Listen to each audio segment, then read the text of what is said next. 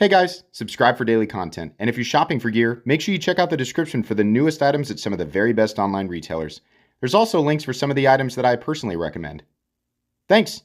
What's going on YouTube? Metal Complex here, and today I've got another interesting knife review / knife overview to share with you guys. This is the CMB made knives Predator V4. I'm going to tell you right off the bat, this knife is coming in $20 to $30 lower than any of the, or most of the direct competition for this knife utilizing the same materials and build quality. This is a very good value knife if you know, you're big into like the combination of M390 and titanium. Obviously, there are cheaper knives out there utilizing a different combination of materials. But when we compare apples to apples and other, you know, really well-made high-end Chinese production knives, this has an excellent price tag of $178.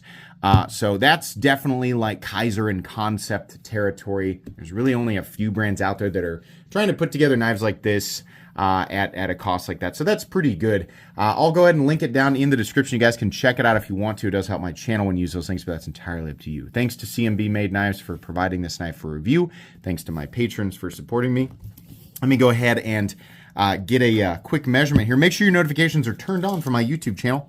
The overall length of the Predator V4 is actually, it looks like it would be shorter than this. It's about 7.85 inches. Blade length is coming in at about 3.4. Cutting edge is coming in at about 3 1/8. Let's do some size comparisons. Any custom skills you find in this section can be found down in the description under Original Goat and Others, up against my own Excalibur full size and the shorter guy here, the mini. You can see here, this is such a confusing knife because it looks like it's only about 7.5 inches, but it's actually closer to 8. I don't know, it's very deceptive. I mean, it looks closer to the small one than it does the big one, but okay. I think it's pretty right in between there. Let's go ahead and put it up against the Spyderco PM2. Sorry about that. And the Spyderco Para 3. Kind of right in between again. And then finally, we'll put it up against the Benchmade Griptilian, or in this case, the Ritter Hogue and the Hogue Deca. So how is the action on this knife? This is a crossbar lock. I know, wah, like we've seen so many crossbar locks knives. But while this knife isn't really doing anything special design-wise, the reason it's worth talking about is because it's an opportunity for people to get a super premium knife and pay quite a bit less than what you would typically expect for this combination of materials, right? There's always, here lately, people keep bringing up to me, but what about the knives on AliExpress? Is there like a whole new wave of people who don't understand why it's not a good idea to go and buy a $100 titanium and M390 knife from AliExpress? If you are new, like if you're fairly new, if you're honest with yourself, right, and you're not sure, yeah, there are like clones and like inexpensive, like lesser known, you know, kind of random Chinese brands, and they pop up on AliExpress, and it's like you can get the same thing for $80. There's a reason why they have tiers over there as well. There's a reason why some of that stuff costs $200 plus and some of it costs $50. The stuff that's cheap is not like, well, they're just competitive. They're just trying to be competitive. You gotta work hard to build a customer base. No, it's because it's actually crap. That's what it is. You're lucky to actually get the blade composition that is advertised. It's not possible that you're getting the correct HRC range, and you're certainly going to get corners cut in other places. So the reason why I don't count that stuff as far as like real competition is because a lot of those companies don't really have to adhere by any specific, you know, quality standards because their buyers don't know any better. And that's the truth, right? So no, I don't think you're getting a good deal if you're going and buying, you know, the Xenon 1000 titanium and M390 knife for $85 on AliExpress. I think you're getting taken for a ride. The HRC on the M390 of this blade is 60 to 62. This was like a fresh, it was like 30 minutes before I did this video. I was like, this is like the 10th one of these I've gotten in a couple of days. I got to say something.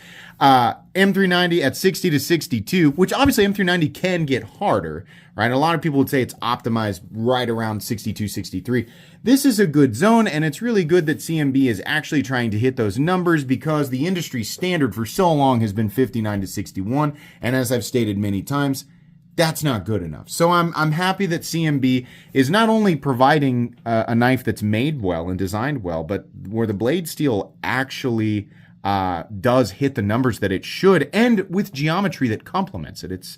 This is important because it's made by somebody who is a knife person and cares about the people who are going to use the product afterwards. So anyways, the action on this knife is actually very, very smooth. It runs on bearings, and it is crossbar lock. They did get a little, creative here, doing a unique switch, tab, bolt, whatever you want to call these, right? They're essentially tabs for the axis lock. It is a little more comfortable than what we typically see with, like, it's just basically a thumb stud. That works pretty well. And they are obviously removable from right here, so you can get in there and do a little bit of your maintenance from this side or this side. Obviously not going to be possible to do everything because you have to totally disassemble the knife, but it's nice that you have access there from the outside. But the tension on the crossbar, I would say, is probably medium, but it does provide enough tension to allow you to easily deploy the knife, and it's just beautifully smooth. I mean, it is really, really nice. So definitely feeling a lot higher quality than the typical crossbar locks that I experience at most price points. I mean, most crossbar locking knives kind of are maxed out on how good they can feel, and some of them just don't really feel all that great.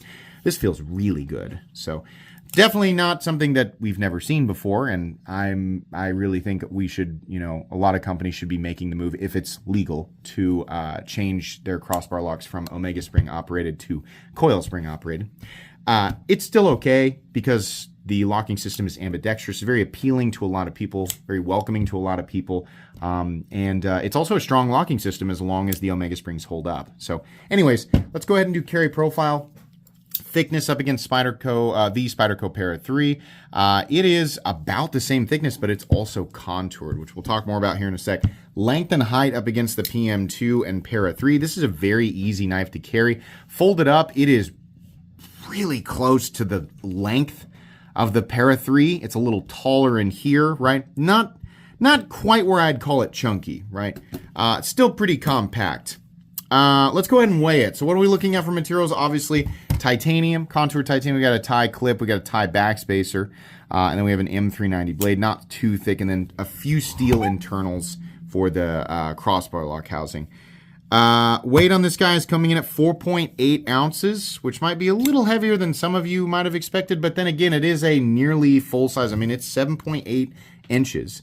And full titanium. So not bad if you think about it that way. There is some milling in there for weight reduction. Your balance is actually right here, which seems really far back, but it's also right in the middle of the primary intended index finger position. This is like almost a 2-finger position, right? So it's a little bit weighted towards the butt of the knife. Not too bad. Let's go ahead and do a hardware check. I'm going to get out my tools. As per usual, my tools are very inexpensive and very recommendable. You can find them right down in the section of my description that talks about the tools I use in this channel. Pivots a T8. Pocket clip screws are T6, I believe. Body screws right here are T8. The filler tab screws are also T8. That's cool. Is it really? Maybe I just didn't get that in there. Ah, yeah, the pocket clip screws are also a T8. The only T6 on here are the screws that are holding on the crossbar lock tabs. And most of the time, you're not going to have to mess with those. But if you do want to take them off, it's T6. Everything else is T8. As long as you have the right tools for the job, you should be good to go. I think that's awesome. I love T8. Let's measure the blade stock thickness here real quick. Blade stock thickness coming in at 115 thousandths, so not super duper thick. Okay, meat and potatoes time. Straightforward. This is very much a Benchmade Griptilian style knife, right? Meant to be very, very utilitarian and ergonomic in the handle scales. I gotta say, the lock-in's pretty good. I really wish they'd have added in some texturing. If you guys do a Predator V4.1, because this is the Predator V4, you should add a little bit of texturing here. It's fine and it's very comfortable. It's a little slick. You've got, you know, enough here that we can lock in and hold on to it and feel, you know, plenty confident. There's also some jimping here. So I think for the most part, people will be fine. There should be an option for texturing. And I understand that's going to bump the price up just a little bit, but that would have been good. Chamfering all the way around is very nice. The contouring is very nice. Just a classic tumbled finish here. We have a filler tab that has the matching contour, so this sort of disappears outside of just the visible hardware. The pocket clip is very short and a little tight. Not bad. In and out of the pocket's okay. I do appreciate how, you know, the shortness of the clip makes for a better ergonomic experience. And truthfully, my carry experience with this is very positive. I mean, this carries like right around the size of knife that I prefer to carry. The weight's not bad. It disappears in my pocket in the sense that I'm not constantly thinking about it, but it doesn't disappear in the sense that like I forget that it's in there when I, you know, toss my pants in the hamper. It's big enough that it's going to remind you, and it also is big enough that it feels like a capable object. This is the type of object that I wouldn't mind taking and using for pretty much any type of regular knife test. It doesn't feel delicate at all. It feels pretty heavy duty, and I like that. The blade shape is, I don't know, I mean, like, it's a drop point, but like I don't know if you want to call this like it's almost got that upward, you know, like the Rick Hinder slicer grind where this comes up, but we don't have enough belly and the tip's not high enough for it to be the same grind. We have like a high swedge up here. Flat carries out only to about maybe 55-60% the length of the blade, and it comes down to a pretty darn good edge. Like, it's not incredibly thin, but it comes down to a nice, neat, utilitarian edge. It's going to be good at a lot of stuff. Just take a piece of paper here. This stuff's a little bit thinner, a little easier to detect. Yeah, boy, it really wants to slice. Very, very smooth. I bet I can. Yeah. Woo! Yeah, really, really nice. Good right out of the box. The edge geometry and the factory cutting bevel is very, very good. Obviously, your experience is going to change depending on what it is you're cutting and whether or not you decide, you know, how you decide to sharpen this edge over time. But very sharp, very nice, neat, clean edge. It's just like that quintessential good drop point EDC profile. Here's your plunge grind right here. It does thicken up pretty quick, so be aware of that. But definitely something that is manageable. Your stop pin location, by the way, I believe is way back in there. Yeah, that's what it looks like. Right. Yeah. Way back in there, so nowhere even close to the cutting edge. Blade is very simple. You have your thumb studs here, which, by the way, are just fine. Like, they're not like incredible and they're not bad. They're just fine. They're thumb studs. I think they're in the right place. They probably could have scooted them up a little bit, but it's not bad. It's very easy to manipulate. Actually, it's insanely simple to manipulate. Sometimes some crossbar locks, because of the size and the shape of the knife, they're a little awkward to hold while keeping your fingers back from here. So every now and then I nick myself. This one, definitely not. And that could just be because it's shaped perfectly for my hands, but I haven't had any situation where I've disengaged it and felt less than confident, right? Excuse me. Very even on both sides. And it also just says M390. There's nothing else anywhere except for the CMB made logo right there on the pivot. So where they did try and, you know, shave things down in order to get the cost down to you know, super competitive, like, that's obviously what happened here. They're like, we got to design something that's premium and super utilitarian, but let's not add any additional pomp and frill so we can get it down to a price point that's very, very appealing to people looking in this territory. Typically, you're looking at a full-size Chinese production knife that is titanium and M390 or titanium and S90V. Ideally, it's heat treated properly, but you're usually looking at 200 plus.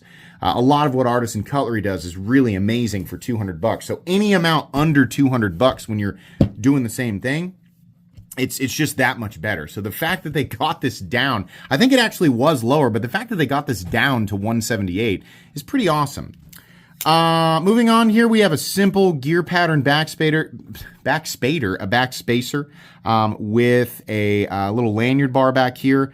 We already kind of talked about the pocket clip. I wish it wasn't quite as tight, but it's not bad. Your open position stop pin is here. It's got a little bit of shouldering. There is no blade play up, down, left, or right. There is no lock stick. There's no pivot lash. Nice little snap into the closed position. Having trouble talking today for some reason. And then we have perfect centering.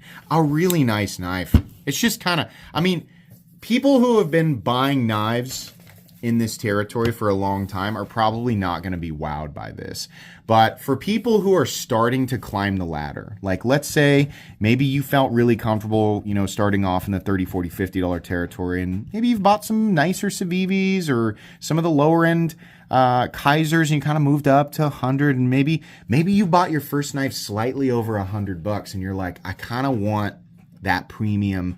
I want to go for like a nice titanium and M390 knife, right? But those get pricey. This is kind of, I think, who that's for, because it allows you to get into that territory without breaking the $200 mark. Now, $178 is still a lot of money for a pocket knife, right? And, you know, a lot of people are going to say, well, you can get the Kershaw Bel Air for $150. That's a better deal.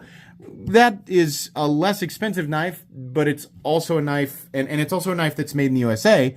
But the reason that it's less expensive is because they're not using titanium. The moment that Kershaw makes a titanium and M390 or titanium and MagnaCut Bel Air, you're looking at a bare minimum $300. Bare minimum, probably more than that, right?